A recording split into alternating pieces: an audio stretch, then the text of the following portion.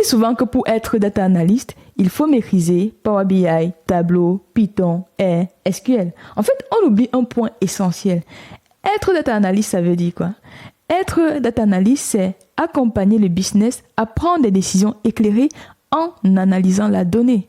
Python, R, SQL, Power BI, Tableau, ce sont des outils qu'on utilise pour analyser la donnée. Ça veut dire qu'avant d'utiliser l'outil, il faut que je comprenne ce que je vais faire en fait. Il faut que je sache à quoi veut me servir cet outil. Donc la première chose à apprendre quand vous souhaitez devenir data analyst, c'est maîtriser les statistiques. La statistique vous donne la science que vous allez appliquer en utilisant Power BI, Tableau. Donc, commencez par comprendre les statistiques. Quand vous faites votre dashboard sous Power BI, en fait, ce sont des graphiques statistiques que vous mettez en place. Donc, il faut que vous appreniez déjà à choisir le bon graphique, comment est-ce qu'on fait une légende. Tout ça, en statistique, on vous l'apprend. Quand vous voulez calculer une moyenne, une médiane, les cas types, ce sont les statistiques. Donc, au lieu de calculer juste cliquer les boutons sur Power BI, commencez par bien comprendre chaque indicateur.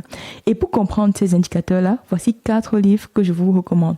Le premier livre, ça vous allez l'adorer si vous n'aimez pas les mathématiques, c'est La statistique sans formule mathématique de Bernapi.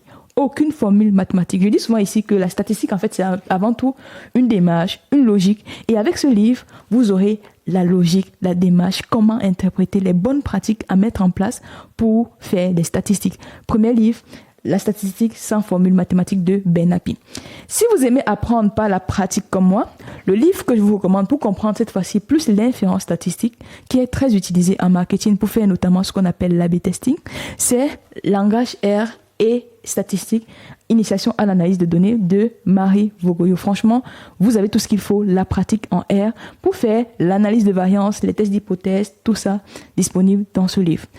Si par contre, vous voulez avoir un très bon niveau théorique, vous souhaitez aller encore plus loin, il y a 2 autres livres que je vous recommande. Le premier, c'est celui-ci. Statistique générale pour utilisateurs. Vous allez bien comprendre la théorie derrière ce qu'on appelle l'estimation, l'inférence statistique, l'analyse de la variance, la régression linéaire, la régression multiple, tout ça d'un point de vue théorique, donc vous aurez un bon bagage en statistique. Vous voulez aller encore plus loin, le dernier livre que je vous recommande en statistique, c'est celui-ci.